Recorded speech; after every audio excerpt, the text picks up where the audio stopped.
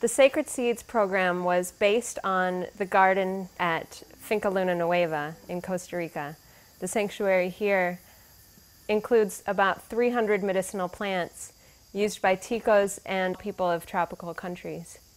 These are plants that traditional cultures have used for thousands of years to provide primary health care. So it's a very dynamic, interesting garden. Now, what do we use it for? For teaching. You can bring groups here and they can learn for hours and hours about the traditional uses of plants. And instead of being in a laboratory back home, I can actually take some leaves, grind them in my hand, and let people smell the aromas of the particular plant. And once you've smelled something, you never forget it. Wherever humans have settled, they have spent generations learning about their ecosystem and teasing out the medicinal information about the plants. What's poisonous, what has no medicinal efficacy, and what can be medicinal, and how to make it medicinal. Medicinal plants are really an important part of the pharmacognosy of the peoples of the world. 75% or so of the world population uses medicinal plants in large part as their only source of medicinal compounds.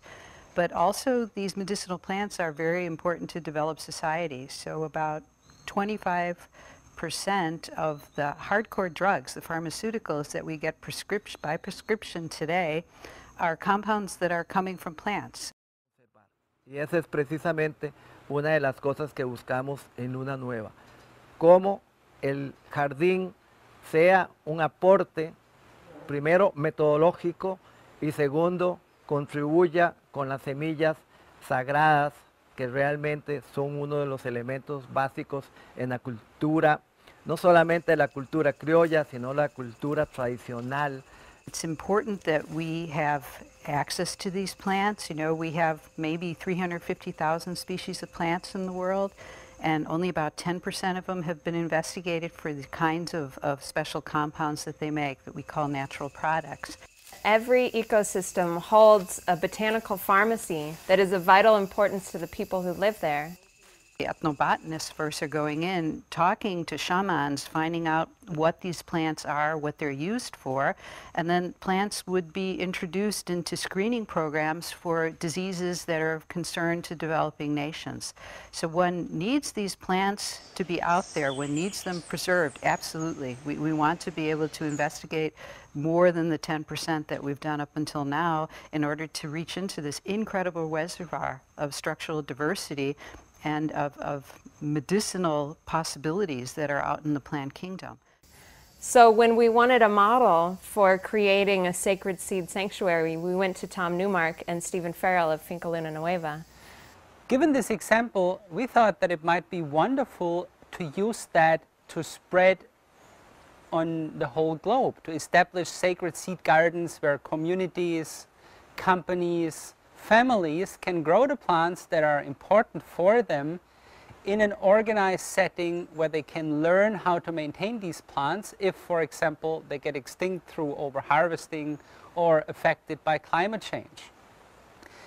And from this experience here in Costa Rica, the Sacred Seeds Global Program arose that currently has gardens in the northern Andes, for example, in Peru, in Madagascar, in Vietnam. And of course, we're also looking at sacred seed gardens in the United States, primarily starting out with Native American communities, but now also extending to citizens who might grow their own sacred seed gardens on their properties or in their backyards, because we believe that our mission is a global one, and although the garden is focusing on so many countries worldwide, we also have a duty to work in our own backyard. We've taken the model of Sacred Seed Sanctuary and adapted it to different biodomes and different cultures as a way to conserve medicinal plants and the knowledge about them. Whether you have an herbal garden in the Ozarks or just want to grow heirloom vegetables in your yard, you can all be part of Sacred Seeds. Knowing that most cultures rely on plants for medicine, it's important to spread the Sacred Seeds mission all over the world and try and affect as many ecosystems and as many people as we can.